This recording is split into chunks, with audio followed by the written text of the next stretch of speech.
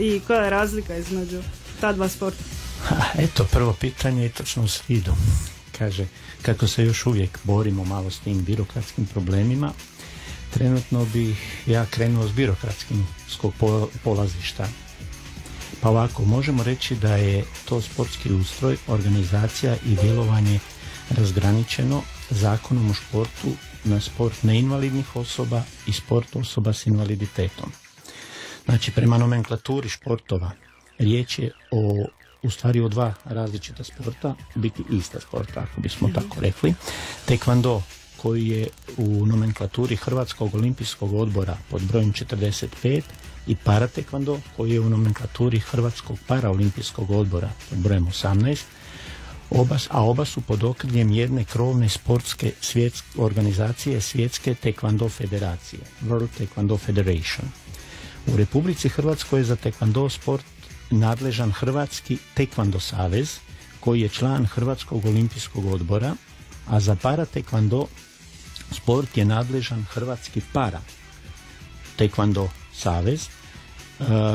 To je nacionalni savez koji je u ovom trenutku privremeni član Hrvatskog paraolimpijskog odbora, ali prema riječima predsjednika Hrvatskog paraolimpijskog odbora ispunjeni su svi uvjeti za prijem u članstvo u HPO, Hrvatski paraolimpijski odbor, na dolazećoj skupštini koja će biti u veljači 2018. godine. A drugo polazište, je sa sportskog. Osnovna razlika između tekvandoa i paratekvandoa može se reći da je u metodologiji podučavanja i samoj prilagodbi treninga. Jer prisutne su i razlike u načinu i pravilima natjecanja. Osim toga, paratekvando je vještina i sport namijenjen osobama s tjelesnim i intelektualnim teškoćama, ali ujedno je i sport koji je uključen u paraolimpijske igre i paratekvando je, znači, paraolimpijski sport također. Paratekvando se odnosi na sport koji je proizašao iz olimpijskog, znači World Taekwondo Federation, tekvandoa, ali s posebnom regulacijom i s posebnim reguliranim od tekvandoa različitim pravilima natjecanja. Tako da obuhvaća i standardne tekvando tehnike. To bi bilo osnovno različitost. Recite nam, kada je osnovan Hrvatski paratekvando savez i s kojim ciljem?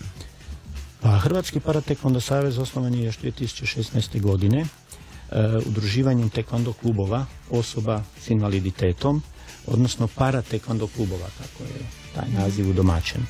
Statutarni, znači, ciljevi su promicanje, razvitak, unapređenje paratekvando sporta radi postizanja vrhunskih sportskih rezultata i sportske rekreacije osoba s invaliditetom u paratekvandovu. To bi ovako skraćeno bilo.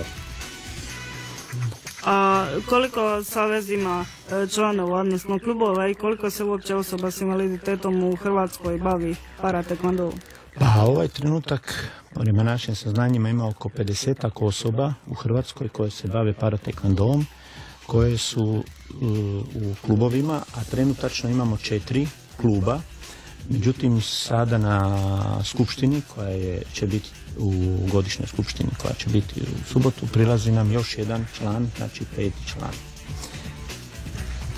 Što je to terapijsko u paratekvandovu? Terapijsko je, pa ovako, paratekvando pruža mogućnost samo izražavanja, uči ljude kontroli, samo disciplini. To je ono što nama je vrlo potrebno. Rehabilitacijska komponenta ovog terapijskog dijela paratekvandoa nadilazi sam sport i rekreativne aktivnosti. Zbog toga što terapijski tekvando stavlja naglasak na samodisciplinu, na poštovanje, ljubaznost, samokontrolu, fokusiranje osoba koji vježbaju paratekvando, samu pažnju, sveopći razvoj životnih kompetencija. To je mnogo više od same sportske vještine, jer se stavlja naglasak na razvoj cijele osobe, ne samo sportaša kao takovog, nego cijele osobe. Terapijski tekvando nije samo sport, već je i oblik terapije, znači uz to sve što sam naveo, a to je način da se osobno razvije i fizički mentalno i emocionalno osoba koja se bavi paratekvandom. Rezultati su vam vidljivi već kroz sama poboljšanja motoričkih sposobnosti, gdje možemo reći da imamo neka opću i finu motoriku, zatim kroz samu spretnost i koordinaciju. To imamo primjere već u ovih zadnjih 5 godina koliko radimo s našim tekvandošima koji su došli rekreativno, a odlučili su trenirati kasnije tekvando kada su vidjeli. Poboljšava se fokus, zadržavanje pažnje i koncentracija. Osim toga, međuljudski odnosi, socijalne komponente na primjer, su naglašene. Osim motoričkog razvoja, filozofski aspekt samih borilačkih vještina pomaže u razvoju u školi, kod kuće, u domu i kod drugih oblika, recimo, društvu i ostalo. Ne smiju ljudi biti skeptični, ponekad nam se to događa. Skeptični su kada govorimo o tekvandou, to je znači po svojoj prirodi uključuje udaranja, blokiranja, razne poluge kod samoobrana. Međutim, to je vještina koja se na treninzima učenjem odlično kasnije uklapa u terapiju za djecu i osobe s teškoćama. Nažalost, često puta nam se događa da same osobe s invaliditetom i teškoćama u razvoju često imaju sami lošu sliku o sebi. To je ovaj dio terapijski koji je potrebno prevladati. To je često rezultat stereotipnih i društvenih stavova, što vi očito već ste doživjeli i vidjeli da u našem društvu se to događa. Paratekvando klub mora biti znači jedno utočište za tu djecu, za odrasle, kako bi se mogli osjećati da su oni dobrodošli i da su prihvaćeni. A što su to forme ili pumse u paratekvandu? Da. Pa forme i pumse imamo u tekvandovu, tako i u paratekvandovu. One se odnose i to je prikaz borbi sa zamišljenim protivnikom, tako da se na taj način usavršava i razvija tehnika. Sam tekvando, pa tako i paratekvando, sadrži 8 učeničkih formi i 9 majstorskih formi. Paraforme je i međunarodna sportska disciplina koja sada se prakticira. Koje kategorije postoje u paratekvandou i koje su razlike među tim kategorijama? Imamo kategorije za borbe i kategorije za forme. Kao u tekvandou, tako natjecateljske discipline se dijele na tehničke i borbene. To što sam rekao, pravila su nešto drukčija. U borbama se mogu natjecati paratekvandoaši, nositelji minimalno zelenog pojasa i s navršenih 16 godina starosti. Težinske kategorije su vam podijeljene na 3 muške i 3 ženske. Tako da imamo mušku kategoriju do 61 kg, pa do 75 kg i plus 75, odnosno iznad 75 kg. Ženske kategorije su do 49, do 58 i plus 58 kg. I isto tako u borbama se sportske klase odnose na vrstu funkcionalnog oštećenja. Dok borbe se sastoje od 3 runde, trajanja po 2 minute, s odmorom od 1 minutu između rundi. A napadačke su dozvoljene tehnike, to su ručne i nožne tehnike na području pokrivenom štitnikom, znači na području trupa. Zabranjeni su udarci u kralježnicu, zabranjeni su udarci u glavu, bilo nogom, bilo rukom, i zbog sigurnosti, same sigurnosti natjecatelja. Dok u formama imamo natjecanje u paratekvandovu gdje sportaši moraju imati minimalno žuti pojas. Dobne kategorije su podijeljene također na 3 muške i na 3 ženske. Na primjer, juniori su od 12 do 15 godina, zatim imamo do 30 godina seniori, znači od 16 do 29 godina starosti, ali to u godini natjecanja. Nije rođendanska godina, nego godina natjecanja. i imamo iznad 30 godina, isto tako godini natjecanja. Po samim vrstama oštećenja kategorije su podijeljene na P10, to su oštećenja vida, na P20 intelektualne teškoće, na P30 tjelesne oštećenja, P50 invalidska kolica, osobe koje moraju biti u invalidskim kolicima, KP60 to su gluhi i nagluhi, oni imaju i zasebno svoju organizaciju, tako da oni imaju i formu borbe, i onda imamo još kategoriju P70, to su osobe niskog rasta, i imamo K40, to su s amputacijama ili oduzetosti udova. To su uglavnom kategorije. Spomenuli ste do sada treninge i kako utječu na pojedinca, pa me zanima kako uopće izgledaju treninzi u paratekvondou i na koji način osnažuju pojedinca.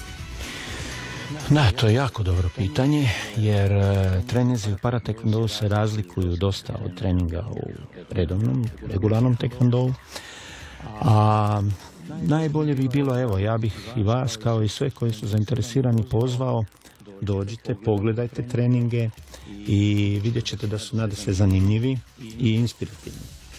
A sam proces učenja paratekvandoa, kako se je već napomenuto, bitno se ne razlikuje od učenja regularnog tekvandoa. Međutim, ono što čini najveću razliku jest način na koji se podučava osobe koje treniraju paratekvando.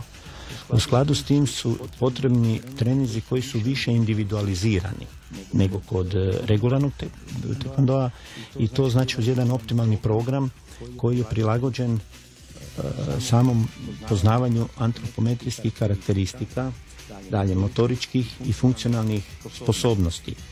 A to je bitno, razumljivo zbog same teškoća, i takvi treninzi će omogućiti sigurniji napredak i bržu integraciju, i ono što nam se događa recimo na treninzima, ta izoliranost pomalo nestaje.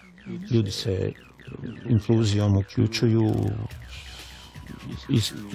izlaze iz te izolacije i počinju. A osobe s teškoćama će dati mogućnost, daje se mogućnosti otkrivanja njihovog potencijala, jer često puta nisu ni svjesni onog što oni u stvari mogu učiniti. Jasno, a paratekvondo nekako utječe na razvoj samopouzdanja i onda shvate tko su zapravo, ako tako možemo reći. Da, to bih mogao i reći uz ovo samo osnaživanje osoba, samopouzdanje, i postiže se, a to je primarni cilj u biti, to je primarni cilj našeg paratekvandoa, a postiže se tako da pojedinac kada ukloni osobne blokade koje postoje kod svakog, kao što sam spomenuo već ranije, i strahove, onda ih zamjenjuje s iskustvima osobnog ispunjenja, znači svojim iskustvima. To se razvija u paratekvandou tako da osobe s teškoćama razvijaju se u nekoliko elemenata. To je recimo rutina, to su treninzi koji se uvijek održavaju u isto vrijeme, isto tako tehnike koje se uče, stalno ponavljaju i iznova uvježbavaju. Zatim druga element je disciplina, razvija se osjećaj poštovanja sebe, ali i drugih. Znači da bi poštovao druge moraš i sam sebe imati poštovanje prema sebi. Razvija se koncentracija, jer kako bi se uvježbala određena tehnika, potrebno je biti fokusiran na tu tehniku i koncentriran na tu tehniku. Zatim imamo koordinaciju još, koja je bitna za poboljšanje samih tjelesnih aktivnosti, ravnoteža, koja je također presudna i bitna je za taj metafizički dio. Socijalizacija, to je znači upoznavanje, komunikacija, inkluzija s osobama, s ostalim tekvandoašima i s osobama s teškoćama, i stvara se određeno povjerenje koje kroz sustav pojaseva, znači tu se kroz mjeri određeno, nazovimo tako, povjerenje, jer kroz taj sustav se označava razina znanja osoba i uči se postizanje ciljeva, stječući i povjerenje u samog sebe i u svoje sposobnosti. Čuli smo u prvom dijelu današnje Hvalilice da nas uskoro očekuje predstavljanje knjige Uvod u paratekvando autorice Martine Peranović. O kakvoj se knjizi radi? Knjiga to je knjiga, kao što i sama autorica navodi u predgovoru, koja je, mogu vam reći, vrlo puno noći potrošila kako bi došla do ove knjige i puno truda je uložila.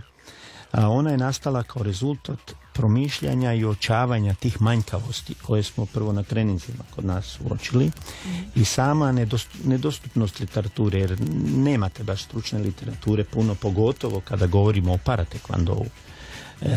Ta je građa inače vezana, u knjizi građa je vezana uz sport osoba s invaliditetom. Nije samo paratekvando obuhvaćen, znači sa željom za svojevrsnom sistematizacijom prikupljenih znanja i informacija. Knjiga je sadržajem jedinstvena i svojom formom na svijetu. Praktički ja mogu reći da je to skoro prvi puta da je netko napravio tako jednu knjigu. I zbog samog interesa koji smo do sada dobili, upravo je u pripremi prevod na engleski i njemački jezik, na englesko-njemačko izdanje. Knjiga predstavlja priručnik, u biti udžbenik, priručnik koji povezuje stručne spoznaje i terapijske aspekte sporta u jedan vrlo sistematičan i stručni način koji je razumljiv samoj trenerskoj populaciji i samim znači, trenerima, terapeutskoj struci, što je također vrlo bitno, ali se istovremeno građom približava i široj populaciji. U samoj recenziji, ako smijem, ja bih dodao i recenziju knjige, ja bih to pročitao recenziju knjige, jer doktor Matija Bartolović je dao recenziju, kaže on ovako: ova jedinstvena knjiga povezuje prijašnje stručne spoznaje i nove terapijske aspekte sporta na jedan sistematičan, stručan i jedinstven, jednostavan način, razumljiv i zanimljiv široj populaciji. Način na koji autorica povezuje terminologiju različitih profesionalnih disciplina, uključujući tekvando, sport osoba s invaliditetom, tjelesno, mentalno, emotivno i socijalno zdravlje, bitak je i pokriva u dovoljnom sadržaju najkrucijalnija znanja, odnosno srž ove iscrpne problematike. Knjigu preporučujemo svima koji žele bolje razumjeti sport osoba s invaliditetom, borilačke vještine, pedagoške metode treninga i težnje svih osoba s naglaskom na osobe s invaliditetom, razvoju osobnosti, inkluziji i životnom ispunjenju. Veselim se sljedećim literarnim uspjesima autorice. To je rekao doktor. A ja bih dodao, ako smijem. Evo, ja bih ovim putem pozvao slušatelje na predstavljanje knjige i obilježavanje naše prve obljetnice, kao što ste spomenuli u samom početku. Ja bih to ponovio, ako smijem. Dobro. Osnivanje samog Hrvatskog paratekvando saveza održat će se sve u Kombat centru u Strojarskoj cesti u bivšoj tvornici Gredelj 18. studenog s početkom u 18 sati. Hvala. Lako za zapamtiti. Zanima me sad, malo ste pričali o tome kako struka reagira na tekvando i paratekvando i kolika su zapravo ta znanja. Pa moje pitanje se odnosi na možda neki privatniji dio. Kako roditelji djece s teškoćama u razvoju reagiraju na njihovo treniranje paratekvandoa? Ovo sada što smo do sada radimo, znači mi od 2004. godine u biti radimo s djecom s posebnim potrebama, sad radimo od zadnjih 5 godina radimo i s osobama s posebnim potrebama. Početak je bio praktički rekreativni. I međutim, kada su vidjeli tekvando, našu djecu i seniore, onda su pitali da li je to moguće. Mi smo bez razmišljanja rekli je, zato što neka iskustva smo imali. Roditelji su, mogu vam reći, bar ovo što kod nas vidimo, jako zadovoljni i dobili smo pohvale, jer kao što sam napomenuo u samom početku, oni aspekti koji su bitni u našem tom treningu paratekvandoa se pokazuju točnim i moram pohvaliti roditelje. Imaju strpljenja i oni i to nam je pomoglo. Roditelji pomažu. Na Paraolimpijskim igrama u Tokiju 2020. godine paratekvando će po prvi puta biti uvršten u redovan program igara. Očekuju li nas i hrvatski sudionici među natjecateljima? Da, i Hrvatska ima predstavnike, tako da 2020. prvi puta na Paraolimpijskim igrama da, ali samo u borbama. ovaj puta. Mi imamo predstavnika koji je vice prvak svjetski, sada je to upravo ove godine postao, i on je i evropski prvak. Međutim, osim ovih paraolimpijskih igara 2020. prošle godine na Europskom prvenstvu je i prva medalja za Hrvatsku osvojena u formama, u tehnikama, od strane članice našeg kluba. Na igrama u Tokiju 2020. Taekwondo će biti prvi put uvršten u redovni program igara. Do sada nije bio na paraolimpijskim igrama. Biće uvrštena borba disciplina sportaša s amputacijama gornjih ekstremiteta.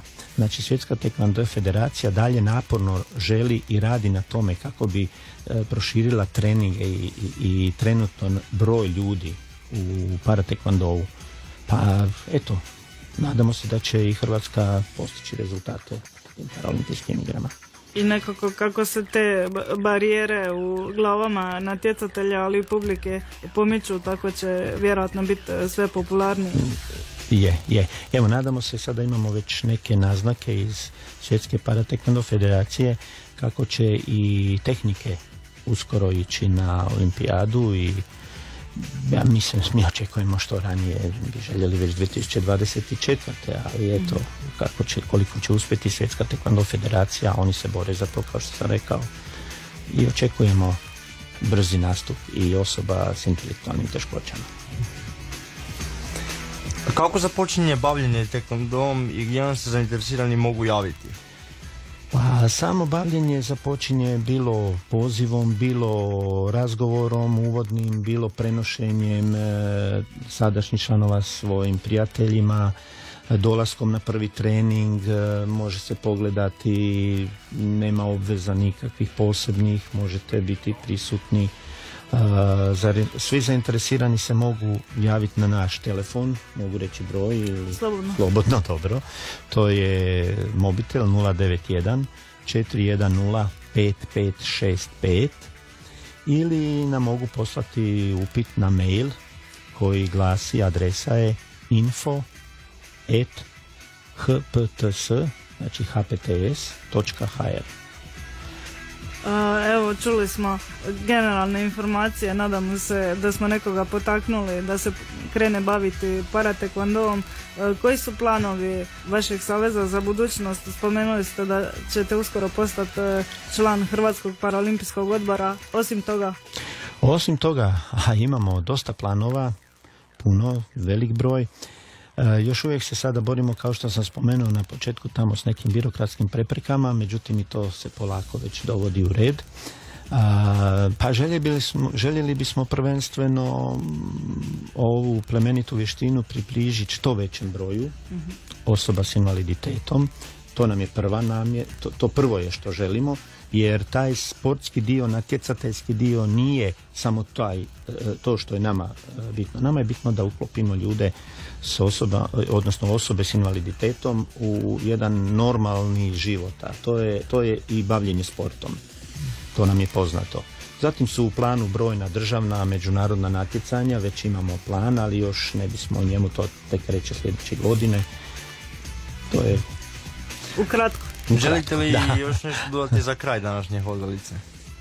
Pa evo, pozivamo sve osobe s invaliditetom ili teškoćama da nam se pridruže na treninzima. Neće im biti žao, vjerujte, mi putujemo.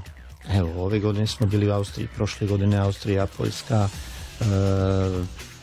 na svjetsko prvenstvo, sad smo trebali ići i to, ali zbog tih birokratskih nekih problema nismo. Međutim, sam naš rad je, ne znam, malo mi je ovako teško reći, ali mi se stvarno trudimo. Mi radimo i ljudi nam to vraćaju svojim povjerenjem i nema ništa ljepše nego kad na kraju treninga vas dođu pa vas zagrle kao trenera i mislim da to treba vidjeti, to sam rekao na početku, to treba vidjeti i eto, i pozivamo vas da dođete nama na promociju knjige sada u subotu. Naravno, da to bude jedan početak zapravo te privatno sportske priče, jer kažu često i treneri i natjecatelji da je taj odnos vrlo složen i da svašta podrazumijeva. Gospodine Požežanac, hvala vam na ovom razgovoru i gostovanju u Hodalici. Hvala vama. Evo, poštovani slušatelji, ovim završavamo današnju Hodalicu, emisiju koju su za vas pripremili Denis Marion, Albina Žnidar i Ivona Šeparović, a vodili su Dominik Janović i Ivona Šeparović. Realizirala nas je Ema Pavlović. Budite s nama i sljedeći tjedan u Hodalici, a do tada ostanite uz program radija koji nije za svakoga. Hodite kroz život uz Hodalicu Radio Studenta. Hodalicu realizira Radio Student u suradnji sa Sumsijom.